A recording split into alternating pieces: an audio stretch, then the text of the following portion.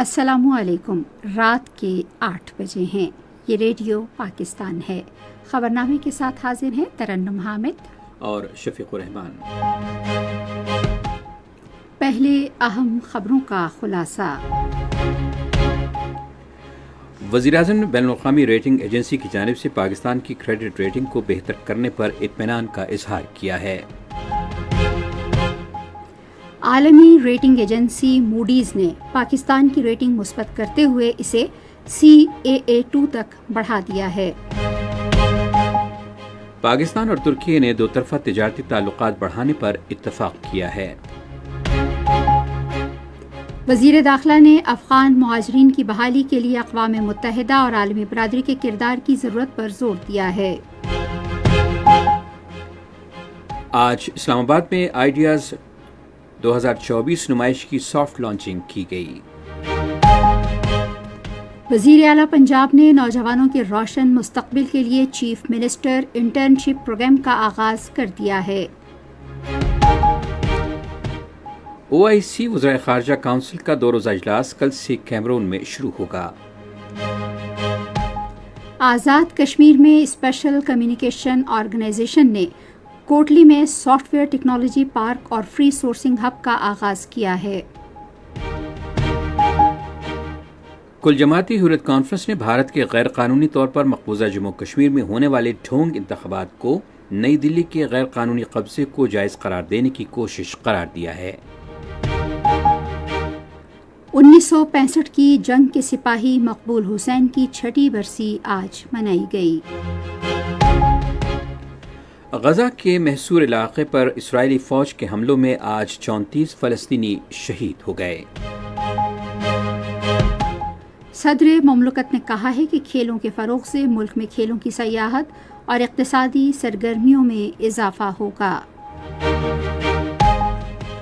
Paralympic games 2024 آج سے Paris میں شروع ہو رہی ہیں۔ خبروں کا خلاصہ آپ نے سنا اور اب تفصیل کے لیے پہلے ترنم حامد۔ وزیر اعظم شہباز شریف نے ملکوں کی قرض کے حوالے سے درجہ بندی کرنے والے ادارے موڈیز کی جانب سے پاکستان کی قرض سے متعلق درجہ بندی بہتر کرنے پر اطمینان کا اظہار کیا ہے۔ آج اسلام آباد میں ملکی معیشت اور سرمایہ کاری سے متعلق جائزہ اجلاس کی صدارت کرتے ہوئے انہوں نے کہا کہ معیشت مستحکم اور ترقی کی راہ پر گامزن ہے کیونکہ ہم نے ملک کو دیوالیہ ہونے سے بچایا۔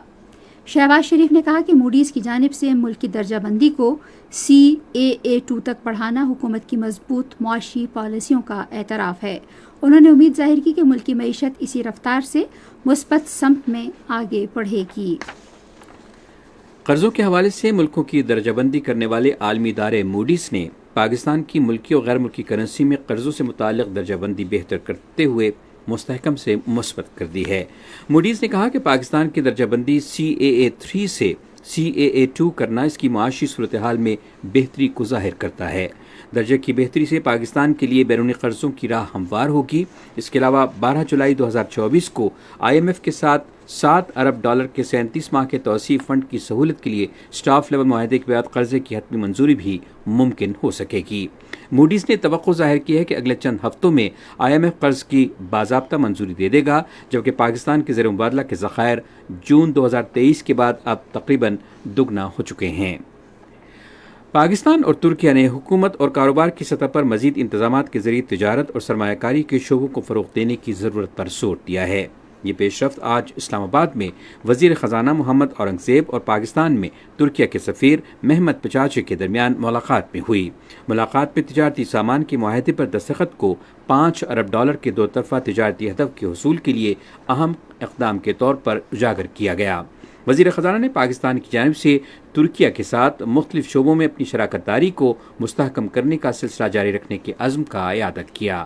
ترکیہ کے سفیر نے دونوں ممالک کے مشترکہ مقاصد کے لیے کام کرنے کے غیر متزلزل عزم کا یقین دلایا۔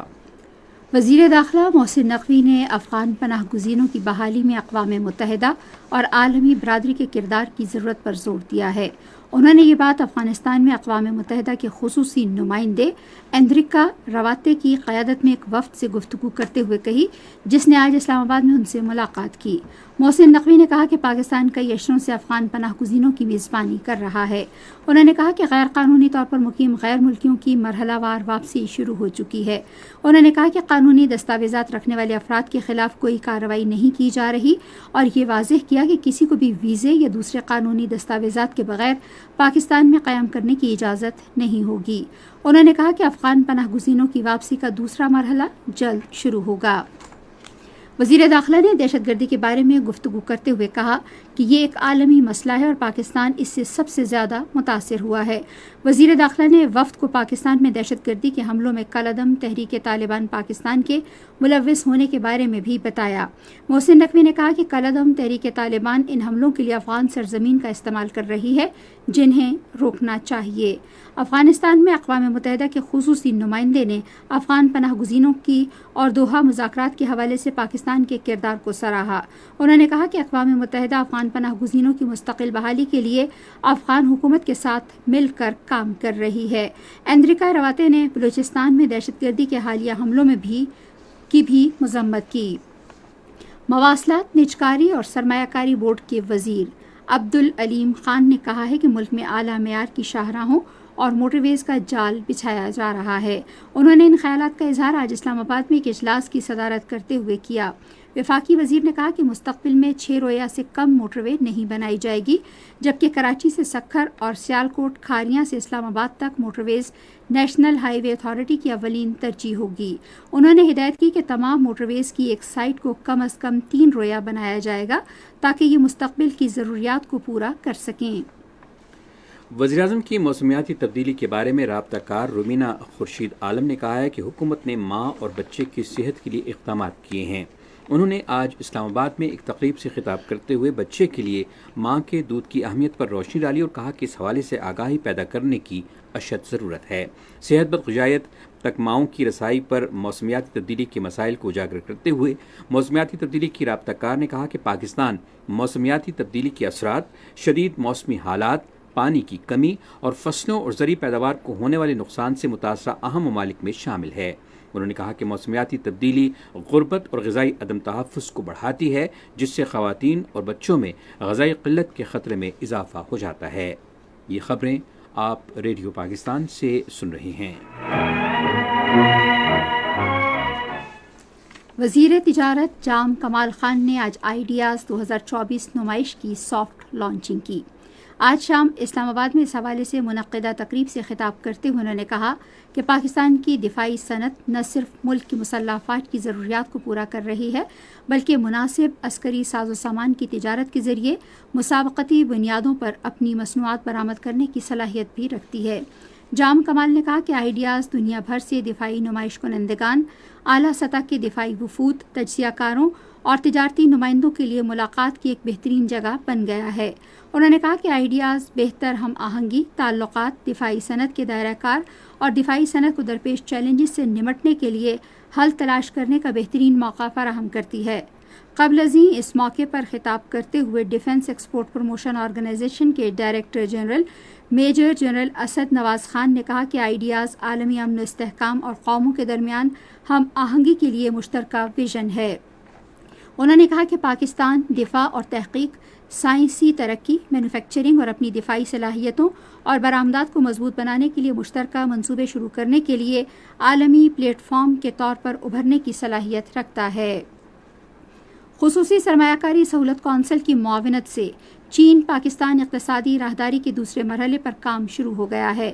حکومت سی پیک کی 5 نئی اقتصادی راہداریوں پر چین کے ساتھ مل کر کام کرنے کے لیے پرعزم ہے۔ ان راہداریوں میں جدت، ذریعہ معاش، ماحول دوست توانائی، علاقائی ترقی اور روزگار کے مواقع پیدا کرنے کی راہداریاں شامل ہیں۔ وزیر منصوبہ بندی اور ترقی احسن اقبال نے تفصیلات فراہم کرتے ہوئے کہا کہ یہ راہداریاں سی پیک کے دوسرے مرحلے کا حصہ ہیں۔ انہوں نے کہا کہ پاکستان اور چین نے ان 5 راہداریوں پر کام کے آغاز پر اتفاق کیا ہے، جو پاکستان کے 5 ایز کے ڈھانچے سے ہم آہنگ ہیں۔ اسلامی تعاون تنظیم کی وزرائے خارجہ کونسل کا 2 روزہ 50واں اجلاس کل کیمرون کے دارالحکومت میں شروع ہوگا۔ سیکریٹری خارجہ محمد سائرس سجاد قاضی اجلاس میں پاکستانی وفد کی قیادت کریں گے۔ اجلاس میں سیکریٹری خارجہ غزہ میں جاری نسل کشی اور وہاں سنگین انسانی صورتحال پر پاکستان کا نقطہ نظر پیش کریں گے۔ وہ امت مسلمہ کے اتحاد و یکجہتی، دنیا کے مختلف علاقوں میں بڑھتے ہوئے اسلام مخالف پروپیگنڈے، غیر ملکیوں سے نفرت، موسمیاتی تبدیلی کے مسائل، دہشت گردی اور عصر حاضر کے دیگر عالمی مسائل پر بھی روشنی ڈالیں گے۔ وادی تیرہ میں سیکیورٹی فورسز کی خفیہ اطلاعات پر جاری کارروائیوں میں اب تک 25 دہشت گرد ہلاک اور 11 زخمی ہو گئے ہیں۔ سیکیورٹی فورسز کے مطابق ہلاک ہونے والوں میں خوارج کا سرغنہ ابو ذر عرف صدام بھی شامل ہے۔ سیکیورٹی فورسز نے مزید بتایا کہ خوارج اپنے ساتھیوں کی لاشوں کو چھوڑ کر خوف کے عالم میں فرار ہو گئے۔ سیکیورٹی فورسز کی خفیہ اطلاعات پر مبنی کارروائیوں کے نتیجے میں خوارج بھاری نقصان اٹھانے کے بعد خوف و ہراس کا شکار ہیں۔ اس حوالے سے سوشل میڈیا پر ایک ویڈیو اور تصاویر گردش کر رہی ہیں جن میں خوارج کو افغانستان سے پاکستان میں داخل ہوتے ہوئے اور سیکیورٹی فورسز کو ان کے خلاف جوابی کارروائی کرتے ہوئے دکھایا گیا ہے۔ امریکہ نے بلوچستان میں حملوں کی شدید مذمت کی ہے۔ ایکس ہینڈل پر ایک پوسٹ میں امریکی محکمہ خارجہ کے جنوبی اور وسطی ایشیائی امور کے بیورو نے کہا کہ امن اور استحکام میں خلل ڈالنے والے کسی بھی قسم کے تشدد کا دفاع نہیں کیا جا سکتا۔ پوسٹ میں مزید کہا گیا کہ امریکہ دہشت گردی کے خلاف جنگ میں پاکستان کے ساتھ کھڑا ہے۔ ضلع خیبر کے علاقے تیرہ میں سیکیورٹی فورسز کی فتنہ الخوارج کے خلاف کارروائیوں میں شہید ہونے والوں کی نماز جنازہ اورکزئی میں ادا کر دی گئی۔ نماز جنازہ میں پاک فوج کے اعلیٰ افسران، جوانوں اور عوام کی بڑی تعداد نے شرکت کی۔ شہداء کی میتیں آبائی علاقوں کو روانہ کر دی گئی ہیں جہاں انہیں پورے فوجی اعزاز کے ساتھ سپرد خاک کیا جائے گا۔ پاکستان کی سیکیورٹی فورسز ملک کی جغرافیائی سرحدوں کی حفاظت کے لیے پرعزم ہیں۔ وزیر اعلیٰ پنجاب مریم نواز نے نوجوانوں کے روشن مستقبل کے لیے چیف منسٹر انٹرنشپ پروگرام کا آغاز کیا ہے۔ مزید تفصیل ہمارے لاہور کے نمائندے اطہر رسول کی اس رپورٹ میں۔ پہلے مرحلے میں 6,000 انٹرنشپس آفر کی جائیں گی۔ انٹرنشپ کرنے والے نوجوانوں کو 25,000 روپے ماہانہ وظیفہ دیا جائے گا۔ انٹرنشپ پروگرام کے پہلے مرحلے کا دورانیہ 6 ماہ ہوگا۔ وزیر اعلیٰ انٹرنشپ پروگرام میں گزشتہ 2 سال کے دوران ڈگری مکمل کرنے والے گریجویٹس کو ترجیح دی جائے گی۔ 18 سے 25 سال تک کے نوجوان اس پروگرام سے استفادہ کر سکتے ہیں۔ منتخب انٹرنز کو نجی شعبے کے نمایاں اداروں میں تعیناتی کا موقع ملے گا۔ نوجوان اس پروگرام کے لیے ویب سائٹ cmip.punjab.gp.p پر رجسٹریشن کروا سکتے ہیں۔ اس حوالے سے وزیر اعلیٰ مریم نواز کا کہنا ہے کہ نوجوان قدم بڑھائیں، روشن مستقبل ان کا منتظر ہے۔ انہوں نے کہا کہ حکومت پنجاب نوجوانوں کو باوقار طریقے سے مالی خود مختاری کی راہ پر گامزن کرنا چاہتی ہے۔ خیبر پختونخوا کے گورنر فیصل کریم کنڈی نے خیبر پختونخوا میں امن کی بحالی کا عزم ظاہر کیا ہے۔ تفصیلات ہماری نمائندہ زنیرہ خالد سے۔ گورنر خیبر پختونخوا فیصل کریم کنڈی نے آج لاہور میں Lahore chamber of commerce and industry میں ایک تقریب سے خطاب کرتے ہوئے پاکستان کی ترقی کے لیے وفاق کو مضبوط بنانے کی اہمیت پر زور دیا ہے۔ انہوں نے نشاندہی کی کہ خیبر پختونخوا پاکستان کا سب سے بڑا تیل پیدا کرنے والا صوبہ ہے جو ملک کی کل 90,000 بیرل تیل کی پیداوار میں سے 50,000 بیرل کا حصہ ڈالتا ہے۔ فیصل کریم کنڈی نے معاشی حکمت عملی کے لحاظ سے ملک کی معیشت میں کاروباری برادری کے اہم کردار کو تسلیم کرتے ہوئے وسطی ایشیائی ممالک کے ساتھ تجارت بڑھانے کی اہمیت پر روشنی ڈالی۔ انہوں نے ملک کے مستقبل کی ترقی میں معاونت کے لیے نئے ڈیموں کی تعمیر اور پانی کے ذخیرہ کو بہتر بنانے کی ضرورت پر زور دیتے ہوئے تاجروں اور سرمایہ کاروں کے لیے سازگار ماحول پیدا کرنے پر زور دیا۔ لاہور سے ریڈیو پاکستان کی نمائندہ زنیرہ خالد کی رپورٹ آپ نے سماعت فرمائی۔ اور اب سندھ کے وزیر اعلیٰ سید مراد علی شاہ نے آج ٹھٹھہ، سجاول اور بدین میں بارش سے متاثرہ مختلف علاقوں کا دورہ کیا اور پانی کی نکاسی کے انتظامات کا جائزہ لیا۔ مزید تفصیل ہماری حیدرآباد کی نمائندہ سیدہ چانڈیو سے۔ ٹھٹھہ سجاول برج پر ذرائع ابلاغ کے نمائندوں سے بات کرتے ہوئے وزیر اعلیٰ نے کہا کہ گزشتہ 2 دنوں سے ضلع تھرپارکر میں زیادہ بارش ہو رہی ہے اور کراچی، ٹھٹھہ، سجاول، بدین، عمرکوٹ، سانگڑ اور شہید بنظیر آباد اضلاع میں زیادہ خطرات ہیں۔ انہوں نے کہا کہ سندھ کے دوسرے اضلاع جو کھیرتھر رینج میں آتے ہیں جن میں کمبر شداد کوٹ، جیکم آباد، لاڑکانہ، دادو اور جام شورو ان کو بھی خطرہ ہے۔ یہ رین کی فورکاسٹ ہے جو کہ خاص طور پہ ہمارے کوسٹل بیلٹ ہے، بدین، ٹھٹا، سجاول، پھر اس سے آگے عمرکوٹ، سانگڑ، تھرپارکر، اس میں اور کراچی کا شہر، اس میں زیادہ فورکاسٹ ہے رین کی. اور اس کے ساتھ ساتھ آپ کو پتہ ہے پچھلے ہفتے اور 15 دن سے ہماری جو ویسٹرن سائڈ ہے، کیرتھر کے پہاڑ ہیں، اس میں کافی برسات ہوئی ہے جو کہ منچر اور حمل لیک کو بڑھ رہی ہے. وزیر اعلیٰ نے کہا کہ کراچی سمیت پوری سندھ میں اب تک صورتحال ضابطے میں ہے. انہوں نے کہا کہ سندھ حکومت کے نمائندے، کابینہ کے ارکان اور ضلعی انتظامیہ ہر وقت لوگوں کی خدمت کرنے کے لیے اپنی بھرپور کوششیں کر رہی ہے. بعد ازاں وزیر اعلیٰ نے ٹھٹا اور بدین شہروں کا دورہ کیا اور بارش کے پانی کی نکاسی کا جائزہ لیا اور بلدیاتی ادارے کو شدید بارش کی صورت میں پانی کی نکاسی یقینی بنانے کی ہدایت کی. مراد علی شاہ نے دھولے دریا خان سجاول پل پر دریائے سندھ کا جائزہ لیا اور دریا پر پانی کے بہاؤ کا معائنہ بھی کیا. اسپیشل کمیونیکیشن آرگنائزیشن نے آزاد کشمیر کے شہر کوٹلی میں سافٹ ویئر ٹیکنالوجی پارک اور فری سورسنگ ہب کا افتتاح کیا ہے. ادارے کے ڈائریکٹر جنرل میجر جنرل عمر احمد شاہ نے ٹیکنالوجی پارک کا افتتاح کیا. سول اور فوجی حکام، عوام اور طلبہ کی بڑی تعداد نے افتتاحی تقریب میں شرکت کی. گلگت بلتستان کے وزیر اعلیٰ گلبر خان نے کہا ہے کہ حکومت دور دراز علاقوں کے لوگوں کو بہتر طبی سہولتیں فراہم کرنے کے لیے پرعزم ہے. انہوں نے گلگت میں صحت اصلاحات کمیٹی کے اجلاس کی صدارت کرتے ہوئے گلگت میں امراض قلب کے ہسپتال کو مکمل طور پر فعال کرنے کی ہدایت کی. انہوں نے صحت کے مختلف منصوبوں پر جاری کام کی رفتار تیز کرنے کی بھی ہدایت کی. وزیر اعظم شہباز شریف نے پاکستان مسلم لیگ نون کی آزاد کشمیر شاخ کے نائب صدر اور سابق سینئر وزیر چودھری محمد عزیز کی وفات پر گہرے دکھ اور افسوس کا اظہار کیا ہے. انہوں نے آج ایک بیان میں مرحوم کے درجات کی بلندی کے لیے دعا اور غمزدہ خاندان سے تعزیت کی.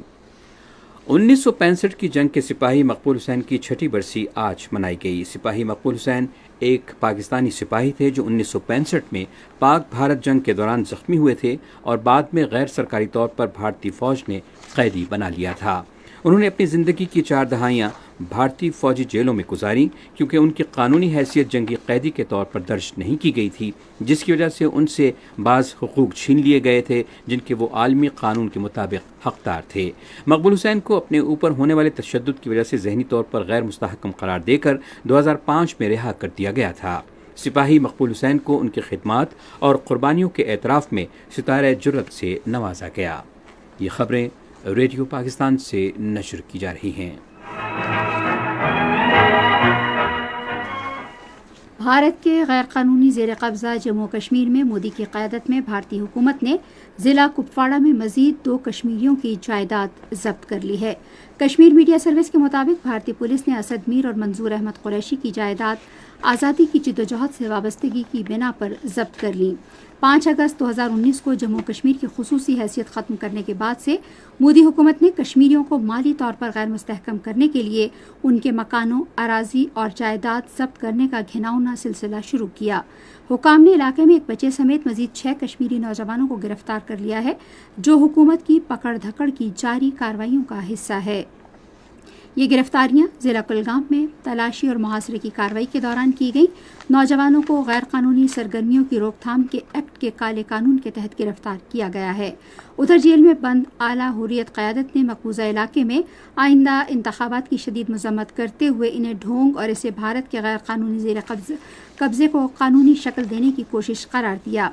کل جماعتی حریت کانفرنس کے رہنماؤں نے دہلی کی تہاڑ جیل سے اپنے الگ الگ بیانات میں کہا کہ 10 لاکھ سے زائد بھارتی قابض فوجیوں کی نگرانی میں یہ انتخابات جعلی اور فوجی مشق کے علاوہ کچھ نہیں ہیں. انہوں نے کہا کہ مودی حکومت علاقے کے انتخابی اور آبادی کے تناسب کو تبدیل کر کے اسے حقیقی سیاسی نمائندگی سے محروم کرنا چاہتی ہے. ایک اور واقعے میں سری نگر میں ڈائلیسس کے مریضوں نے ڈائلیسس سینٹر بند کرنے کے بھارتی حکومت کے فیصلے کے خلاف احتجاجی مظاہرہ کیا. اسرائیل کی جانب سے غزہ پر فوجی جارحیت تیز کرنے اور مغربی کنارے پر حملے کے دوران آج مزید 34 فلسطینی شہید ہو گئے. اس سے شہید ہونے والے فلسطینیوں کی کل تعداد تقریباً 40,500 تک پہنچ گئی ہے. جنگی طیاروں، ڈرونز اور بلڈوزر کی مدد سے سینکڑوں اسرائیلی فوجی مغربی کنارے میں اسرائیل کی زمینی کارروائی میں شریک ہیں. شمالی کوریا نے ایک نئے گائیڈڈ نظام کے ساتھ ایک راکٹ لانچر کا تجربہ کیا ہے.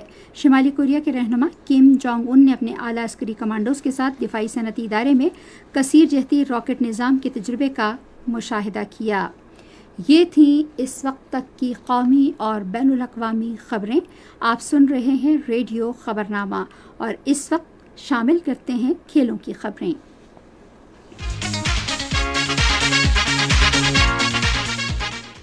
صدر آصف علی زرداری نے کہا ہے کہ کھیلوں کے فروغ سے نہ صرف کھیلوں کی سیاحت میں اضافہ ہوگا بلکہ اس سے ملک میں معاشی سرگرمیوں کو بھی فروغ ملے گا.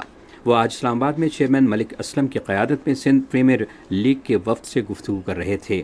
صدر نے کرکٹ کے شعبے میں جدید ترین اسٹیڈیم تیار کرنے کے لیے مشترکہ منصوبوں کے امکانات تلاش کرنے پر زور دیا.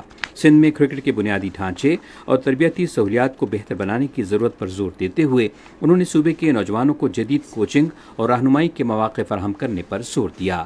آصف علی زرداری نے وفد کو سندھ میں کرکٹ کی حوصلہ افزائی اور فروغ کے لیے اپنے تعاون کا یقین دلایا. پیرالمپک گیمز 2024 آج سے فرانس کے دارالحکومت پیرس میں شروع ہوں گی.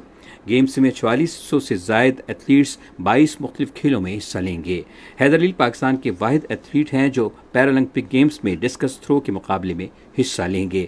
پیرس پیرالمپکس آئندہ ماہ کی 8 تاریخ تک جاری رہیں گے.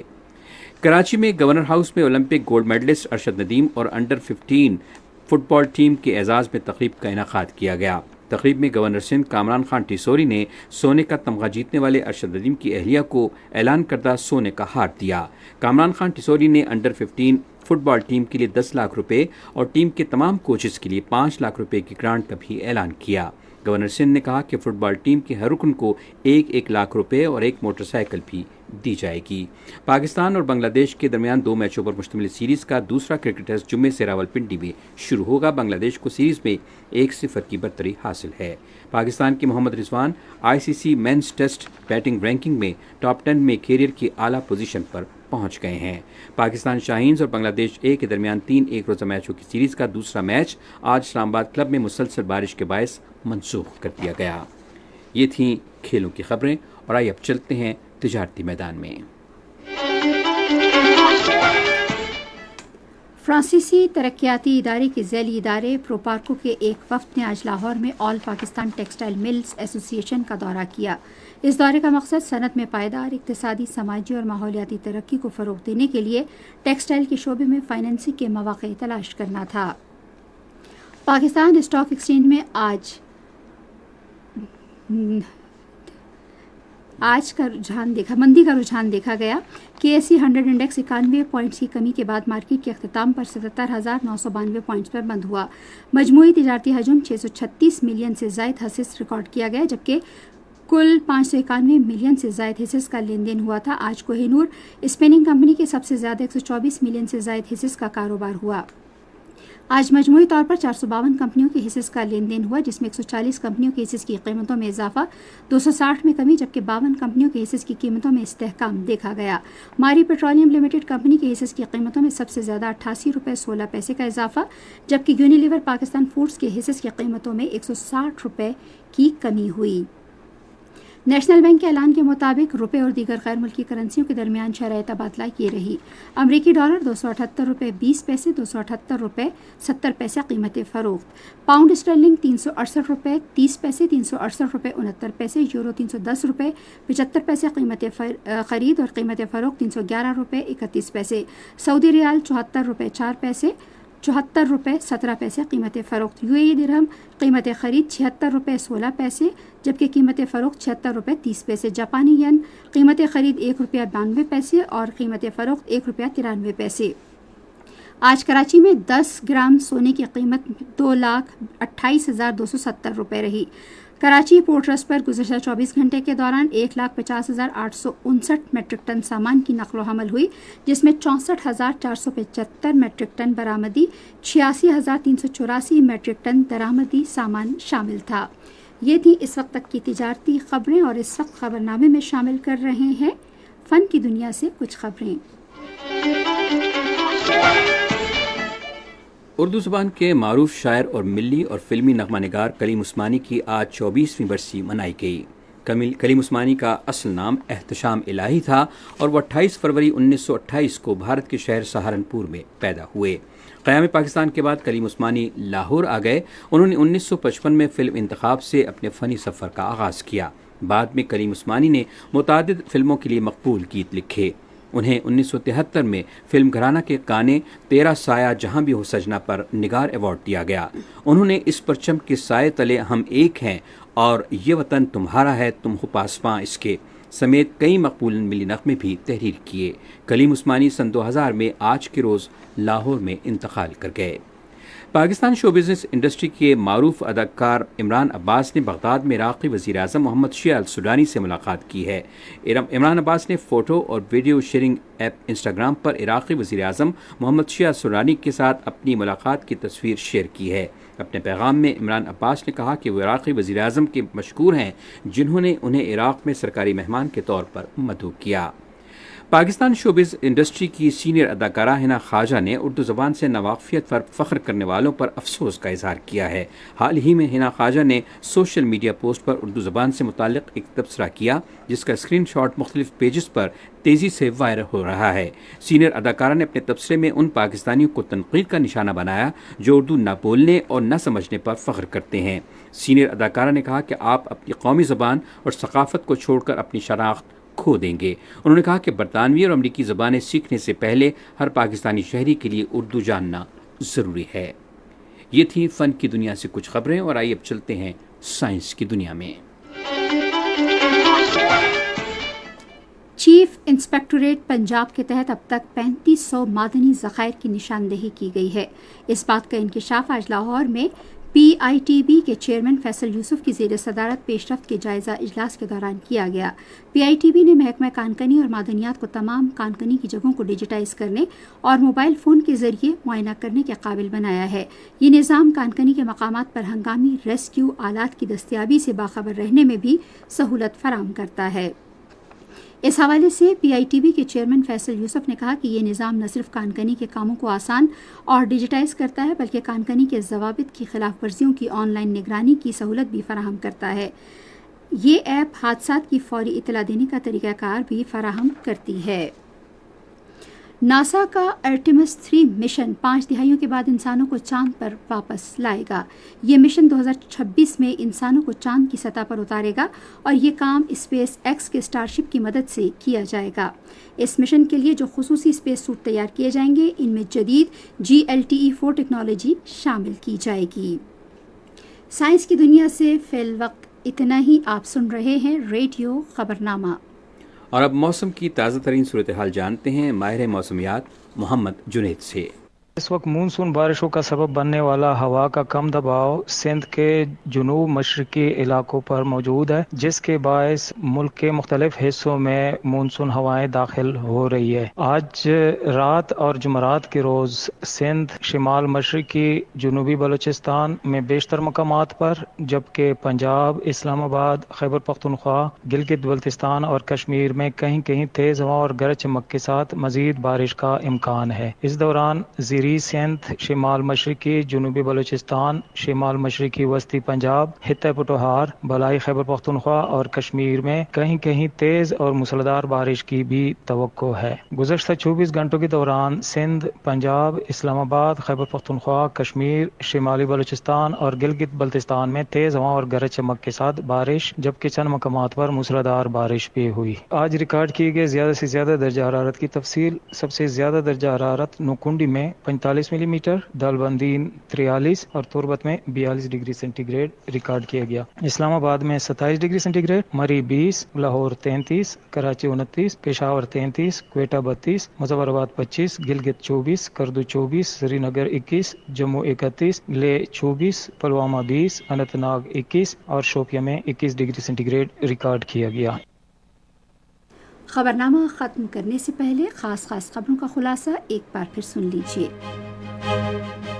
وزیراعظم نے بین الاقوامی ریٹنگ ایجنسی کی جانب سے پاکستان کی کریڈٹ ریٹنگ کو بہتر کرنے پر اطمینان کا اظہار کیا ہے. عالمی ریٹنگ ایجنسی موڈیز نے پاکستان کی ریٹنگ مثبت کرتے ہوئے اسے CAA2 تک بڑھا دیا ہے. پاکستان اور ترکیہ نے دو طرفہ تجارتی تعلقات بڑھانے پر اتفاق کیا ہے. وزیر داخلہ نے افغان مہاجرین کی بحالی کے لیے اقوام متحدہ اور عالمی برادری کے کردار کی ضرورت پر زور دیا ہے. خبرنامہ آپ نے سنا. پینل انجینئر تھے عادل افتخار. سپروائزر شعبہ اردو ہنا شاہد، مدیر ہوم ڈیسک وسیم احمد، مدیر foreign desk Fariha Hassan, news producer Abdul Basit Khan, مدیر اعلیٰ سعید احمد قریشی، نگران اعلیٰ امان اللہ سپرا، پیشکش شعبہ خبر ریڈیو پاکستان۔ مزید خبروں اور تجزیوں کے لیے ہماری ویب سائٹ ہے radio.gov.pk اور آپ ریڈیو پاکستان کے آفیشیل فیس بک پیج ریڈیو پاکستان نیوز پر خبرنامے کی براہ راست ویڈیو اسٹریمنگ بھی ملاحظہ کر سکتے ہیں۔ خبرنامہ مکمل ہوا۔ اپنی نیوز ٹیم کے ہمراہ آپ سے اجازت چاہیں گے۔ اپنا خیال رکھیے گا۔ اللہ حافظ۔